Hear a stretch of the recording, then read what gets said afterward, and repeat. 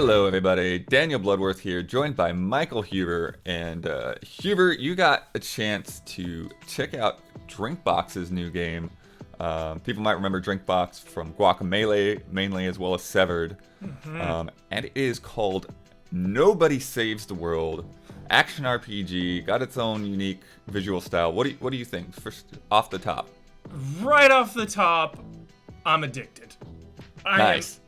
This game got its hooks in me immediately, Bloodworth, and that's something hard to do, like, on its own, let alone a preview, over Parsec.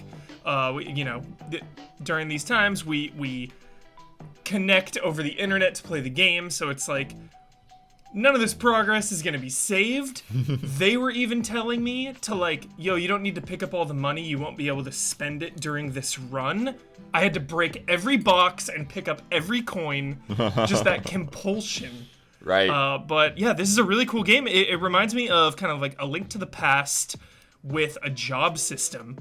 And you move around the overworld. There is a calamity, of course, that is, gonna destroy the world, and it's up to you. You're nobody. That's kind of your first form. It's up to you to put a stop to it. And yeah, I watched your footage, but I didn't get the pitch. I didn't listen to the audio. So, like, what is nobody just like just a generic character that just happens upon this, or is there some story to them, or? Yeah, they didn't go too in depth to it. We kind of picked up like in maybe an hour or so into the game. Okay. But we are in pursuit of a friendly wizard. One of our wizards went ahead, I think, to try to stop this. So we're kind of in their footsteps, tracking them down while also trying to get rid of this calamity, which is basically just like fungus and monsters all over the place. Yeah, I mean, one of the things to me that it's kind of stands out, like I sort of mentioned at the top, is the art style. It kind of has not quite Ren and Stimpy, but sort of that like Nickelodeon grossness kind of going on. Like nobody doesn't have eyeballs. They're just like these empty sockets with these like, lines around them. Yeah. And that's the thing that's consistent when you change forms, right? Is those eyes are still just kind of the same. Yeah, so the way you kind of level up and progress, you take out enemies, you do side quests, and you can change forms. And one of them is like a magician, where you can your attack becomes cards, and the higher the card, the higher the damage. You can we should specify like a magician, like a top hat magician, like a full showman. On top hat, showman. Put like the pulling the hat out of the pulling the rabbit out of the hat is a summon. You can have like extra rabbits like roaming the map for you. And then there was a rat. You can turn into a rat. It's the first one you had. Yeah, you like bite them really quick. You can poison them. There's like a big munch. You gotta watch your stamina. You can attack them with your normal move. That gives you stamina. You can then use your special move. So of course there's that stamina management. But Ren and Stimpy, good call, Blood. Yeah, everything's just kind of unsettling a little bit. It is cartoony and light and fun, but there is kind of like a grossness underneath. Yeah, and then, the three I saw, you had the rat, you had the magician, and then later on you had the ranger. The ranger, Jones's class. And then, each class has their own special moves that you can unlock with skill points. I mentioned earlier there's an economy that I did not get to see, but you get money and currency, and you can spend that later on. There's NPCs. Some of them give you side quests, like go clear out this area. So just the little time that I played Bloodworth, I was just I just kept saying I'm fully addicted. I'm ready to dive into all these jobs, level up all these jobs, explore this world, save all of my money for like some big weapon later on. I don't know. Right. Yeah, I'm curious how that works, because I did see you like unlocking some skills. Like you got a flurry with the ranger, like you're saying, the poison attacks. The one thing from their fact sheet that I think is interesting is that they're saying it's not about grinding, it's about questing. And so it's essentially one of the things I saw you doing in the footage was there was a quest. It's almost like getting an achievement, right? So you had to like dodge, you had to pick up items while dodging, and then once you filled up that bar, then you got an ability or something along those lines. Yeah, to level up each class, you have to do specific parameters, specific moves, and that'll allow you to continue on with each of those classes. And that's, the early ones were pretty easy. It was just like kill enemies with poison, but then some of them were a little tricky. It was the ranger, specifically Blood, was dodging or hitting multiple enemies with an arrow at once. So it wasn't easy. You had to try and plan.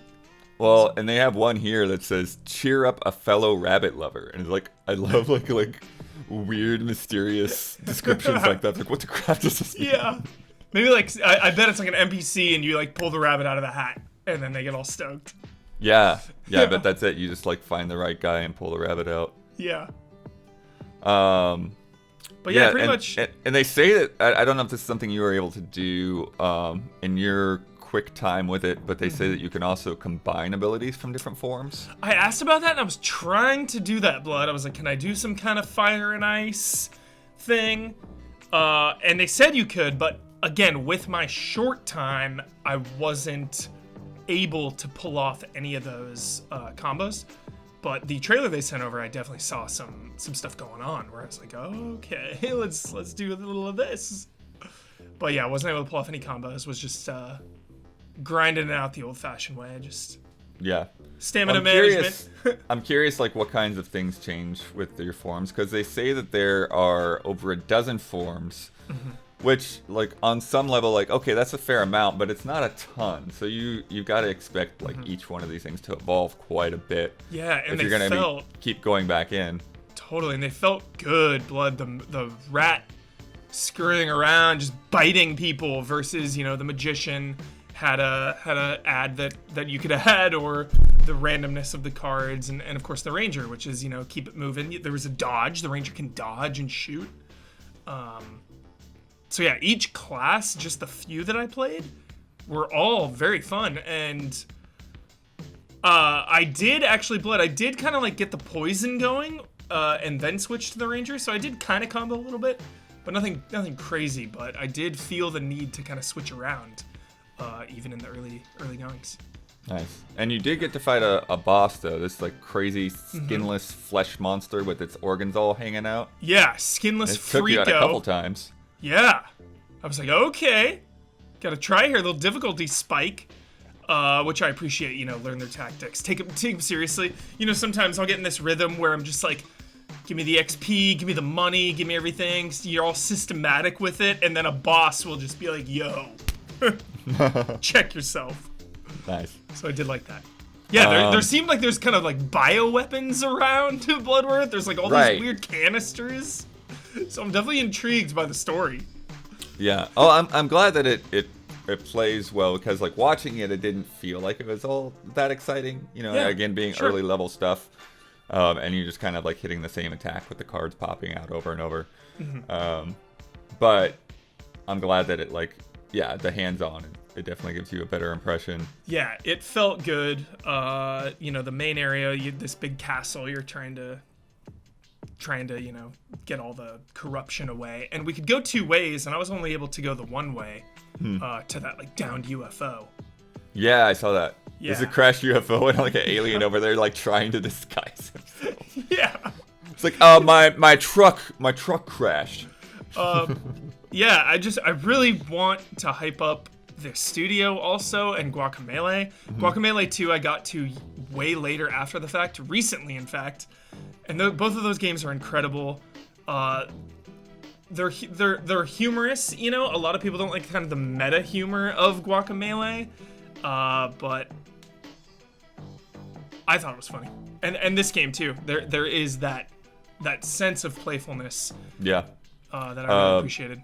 A dumb thing. I usually don't read this part of press releases, but on their fact sheet it says. After going over the company's history, it says, Drinkbox Studios enjoys long walks on the beach, candlelit dinners, and cuddling in front of a warm fire. When playing Monopoly, Drinkbox often wins first prize in a beauty contest. It's really good. Yeah. So Drinkbox, again, you want to talk about jolly. the attitude of this studio. And then another thing they had on here, which now I want to go back and listen, is they say Jim Guthrie is doing the soundtrack, the Sword and Sorcery composer. And they did give us a couple of tracks to use for this video, so hopefully everyone's got to listen to that. Cool. Yeah, I barely even got to hear the music blood because I had a couple. I had like 3 devs on the call with me, so it was kind of, trying to explain things. Cool. Yeah, so at this point, we know it is supposed to launch this year. They haven't confirmed a price yet. E10 and up is the rating, and it says Xbox Series XS, Xbox One, and PC at launch. So looks like it'll be an Xbox console exclusive when it first comes out. Yeah. Final thoughts, man. And I really liked it. That's interesting that you said it didn't look visually or like watching the footage is kind of, just hitting the same enemy over and over. I totally get that, but just, my hands on time. I really enjoyed it. Really liked it. Really looking forward to it. Not just saying that because it's a preview. Who knows how this could all shake out with the classes and everything? What if I just... Like the magician felt OP. What if I just use the magician the whole game? I don't even need to engage with that system. What if the apparently you can play as a horse at some point? Yeah, I saw that. There's the bodybuilder. I have no doubt this game's gonna be awesome. I'm so excited. Great. Thank you for checking it out, Huber.